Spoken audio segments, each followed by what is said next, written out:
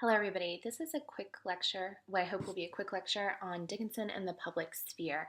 And the reason that Dr. Zarlingo and I decided that we needed this lecture was because one of the things we've encountered in the past when teaching Dickinson is a group of very common simplification and myths about the biography of Dickinson and how it affects the way that we should read her poetry. So these are common kind of mythic portrayals of Dickinson, that she was intensely private and never left her home, an agoraphobic. She was sickly and or mad, reclusive, eccentric, and obsessed with death, kind of like an early precursor to somebody who was super emo or goth even. That she was an avowed spinster, a woman in white who lived alone in her attic, rejecting men, love, family, and society because she was perhaps too delicate for such a life. That she lived a life of the mind instead of a life of the body. She was too wrapped up in her art. That she wrote in fits and starts. Her work is autobiographical, fragmented, and fanciful. So these are very, very common ways that students approach Dickinson, and Dr. Zarlingo and I want to really challenge you to push beyond that. And so I'm drawing from a number of sources, but powerfully even the Norton biography about Dickinson that you can find prefacing the poems that we are reading in our class. So in response to the idea that she was intensely private and never left home, I would say, she did leave home. We have records of her leaving home. She didn't go away from home very often, but she did have a sort of a public life. She wasn't totally, retreated into the private sphere. She went to school at Amherst Academy and then went to, for college, went away for a year to Mount Holyoke Female Seminary.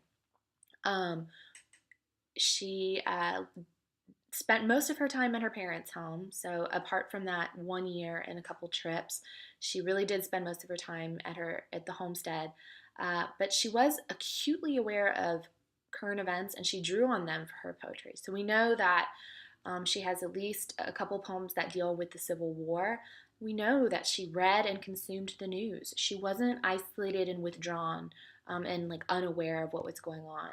She was an avid letter writer who made deep, meaningful correspondence with all sorts of people all over New England. And there's at least 90 people that we know of that, they kept her letters, and, we can see like what she wrote to them.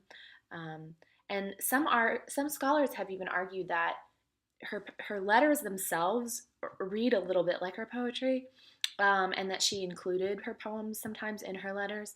And so some scholars think of this as a form of self-publishing. Her father was a prominent lawyer and the treasurer of Amherst College. He also served in public office as both state representative and senator for Massachusetts. So her family would receive, like in those multiple capacities that her father had, they would receive people at their home. And so she might not have gone out to public places very often, but people often came to her. And she did at least visit him in Washington once while he was serving in public office, and then after visiting him, traveled to Philadelphia. She did publish some of her poetry, and she maintained lifelong correspondence with people working in publishing. Thomas Wentworth Higginson is a notable example, and if there was a presentation in the sections for your class, you guys might have read or heard about him, but also Samuel Bowles, editor of the Springfield Republican, and Josiah Holland at Scribner's. She also produced her own books of poetry that she sewed together into little booklets that are called fascicles. This is another way that we can think of her as kind of self-publishing. And then her brother Austin married Susan Gilbert, and they built their home next door. And she did go visit next door to Susan and Austin quite regularly. She was close with the children of Susan and Austin. So she wasn't quite so like shut in as oftentimes students want to think about it, and she was interested in public life. But she participated in public life differently than how we tend to think of it. And in some ways, I think it's kind of interesting to think about how much she might even resemble some of y'all in the OHS. right? That for some of you, especially people who are full-time students, a lot of your interaction is through the internet, right? Where you don't actually leave your home, but you're still publicly communicating with people. You are, connected to them through our digital classroom and through Skype and different types of social media, and that you are interacting, right? You're not withdrawn from society. And she was like that, but with letters, okay? And with writing to people, corresponding to them, sending her poetry. And so I really want to challenge you guys to kind of think about like her not as being someone who was so private and so shut in that she didn't participate in public life at all. In response to the kind of idea that she was mentally ill or mad, reclusive, eccentric, and obsessed with death, that like kind of like always on the brink of suicide and half in love with death, um, I think that is um, it simplifies her to the point where maybe we're missing the point, right? So she shows not insanity, but rather I think genius. Like this is the from your Norton on page 1659. Her dazzling, complex lyrics, compressed statements abounding in startling imagery and marked by extraordinary vocabulary, explored a wide range of subjects: psychic pain and joy, the relationship of the self to nature, the intensely spiritual and intensely ordinary. Her poems about death confront its grim reality with honesty, humor, curiosity, and above all, a refusal to be comforted. So, I mean, they're saying here that she did write about death, and she wrote about death in a way that has been very influential, but she didn't only write about death. She wrote about many things. And so that's something for us to kind of think about the complexity of her subject, rather than simplifying it, to expand how we talk about her. And she did suffer quite a bit, right? She had, at the end of her life especially, health problems, and people she loved who died. So, in terms of her health problems, failing eyesight, failing kidneys, hypertension or high blood pressure. And then her father accidentally overdosed on morphine, which he was taking as a painkiller. Her mother had a stroke and was bedridden and indeed was ill for a long time and suffered depression. And then her beloved nephew Gilbert died very young of typhoid fever, and friends who died. So she may have, as she got older, she did seem to seclude herself more and more, left the house less and less. But it may have been, a response of grief, a concern for her own health, or a focus on her art that she wanted to write more intensely. So, to kind of think of her as like having been, broken by mental illness or by her health, that's a possibility, but I just want to keep it so that you guys are not just collapsing her down into that and thinking of a wider range of possibilities, right? Um, yeah, and I think that if we only think of her poems as a type of therapy so that she can kind of talk about her own mental health, then we might miss some of the nuance of the poems. So it's certainly possible for you to read them that way, but it's not the only way. So another kind of the idea about her being the avowed spinster, the woman in white who's alone in her attic, rejecting love and men and family and society.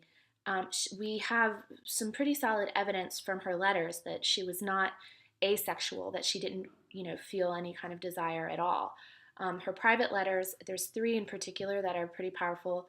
There are drafts of letters to an unidentified master, so they're called the master letters, and there's poems that also reference a master. Um, Biographers have been convinced that she fell in love multiple times, and some of the kind of like main people are Benjamin Newton, who was a law clerk in her father's office, one or more married men, and that includes Samuel Bowles, one of the publishers of the Republican, and Charles Wadsworth, whom she met when she was in Philadelphia, and then also her friend who became her sister-in-law, Susan Gilbert Dickinson. And I think that this is an interesting idea to kind of think about, kind of to tie this slide to the last one, that apparently Austen at some point, her brother, talked about her tendency to wear white, her tendency to kind of really perform the part of this like virginal girl who was too shy to go out. And his response was that, you know, that this is not his words; these are the words of the author from the presentation, Thurman, that Dickinson studied unworldliness, a virginal bride, our virginal or bridal habit of white dress, the lily proffered breathlessly to an exceptional visitor, the elfin figure fleeing at the sound of the doorbell, the pretense of insignificance. All of this was a form of camouflage, um, a way to kind of play the part of withdrawing from society in a way that would be acceptable. So it's an interesting idea to kind of think about, right? That the thinking of her as asexual, thinking of her as this kind of like, too shy or too withdrawn to have any kind of like powerful and even like worldly um, desire is a misreading of her. And so we don't tend to focus on poems of desire in our class, but there's a couple of them, right? I think My Life Had Stood a Loaded Gun is one that we can even think about. So I want you guys to think about that as you're reading, to disavow the idea that she's somehow kind of like almost um, like a spirit as opposed to a body. And she does work from within a literary tradition. So the idea that she's kind of like half mad in the attic, writing little small poems here and there, all of which are autobiographical, that's not really understanding her, okay? I think this is from the Norton, but I think this is really, really important, that she's not a confessional poet. So there may be moments where we can kind of extract autobiography from her poems, but we shouldn't understand them as autobiographical. We should think that the I speaker in her poems is a persona, right? And that she takes on different personae rather, in order to kind of explore different situations. And so when she says, because I could not stop for death, he kindly stopped for me, at the end we find out that she's in a house that's a cornice in the ground, right? That she's inside a kind of a grave, that she's writing from the perspective of the soul of a dead person. So she obviously, historical person Emily Dickinson wasn't dead when she wrote the poem, right? So her I speaker doesn't represent Emily Dickinson, historical person. Her I speaker is a character that she's put on, right? It's the persona that she's put on. And so we need to kind of try to like think about how she's developing a philosophy about what eternity means, what death means, the idea that life is a carriage ride with death and it's like a courtship where you go on a date, you get to know, you marry death, and then he buys you a house, and then you get a house, and become a housewife for death. Like, to think through what are the implications of that metaphor, rather than trying to say, oh, look at how obsessed with death she was. Look at how she was so in love with death, right? So let's think about how she develops a philosophy, develops an idea, as opposed to trying to understand and psychoanalyze her as a person, okay? And then she also works with the form that we've been talking about, a 14er. So alternating between 8 and 6 lines, so that there's like 14 syllables kind of like in a row over and over again. And that this is part of a hymn meter, right? That we see she's working from within a tradition. Whitman, who we'll read later in the semester, really kind of goes to an open form, right? Goes to free verse, as if rules for poetry didn't exist. Dickinson knows the rules and makes use of them, and then kind of implodes them and breaks them. So she is, not kind of an idiosyncratic, kind of fanciful genius in the attic, kind of writing these poetry with these dashes and these weird capitals in such a way that she's just kind of willy-nilly. But rather, she is knowledgeable about a literary tradition, working from within it. And so, as a review, right, to think of her as completely private is to misrepresent her. She did have a participation in public life, but it was one different than what we normally think of. She may have gone through deep grief and even perhaps suffered from depression, but she's also thoughtful, learned, philosophical, and expansive. And to collapse readings of her poetry into just like a psychoanalysis of her is to miss the philosophical richness of her poetry and the artistic richness. She never married, but she evidently did feel desire and conveys that in her poetry. And she, um, you know, knows the rules and then makes choices about how she wants to follow them and how she wants to break them. Each poem is fragmented and short, but she wrote over 1,800 of them. So when you read them in their entirety, it's almost like reading an epic, okay? It feels like someone who devoted her whole life to her art as opposed to someone who kind of fitfully wrote. And I want us to kind of think about, why does it matter? There is a critical tendency to collapse female authors, especially poets, into the autobiographical in a way that we don't really do so quickly for men. And vice versa, that if you think about it, like we didn't really talk about whether or not Melville was married. We didn't really talk about whether or not Thoreau was married, but yet the question of Dickinson being a spinster seems really important. And students seem to pick up on this. We hear this a lot. So why? Why does that seem to be an issue? Like what is gained or lost when we try to read these poems as autobiography? Why are we so attached to that reading? And then I want us to think also about the question project from the Athenian Mercury, which we read earlier this semester, that, those were anonymous questions, right? Those people didn't reveal who they were when they wrote those questions and submitted them, but we still count that as public discourse because the idea was public, even if the author wasn't public. And we know that Dickinson published some of her poems anonymously in the Republican. So why should we count the people who submitted questions for the question project as public discourse and then not want to think of Dickinson as participating in public life? Why would we want to make that assumption? I think that we ought to think of her as like participating in the public sphere, that she, through her letters, through binding the fascicles as if she was like saying, like, here, publish them in this order, publish my poems in this order after I die.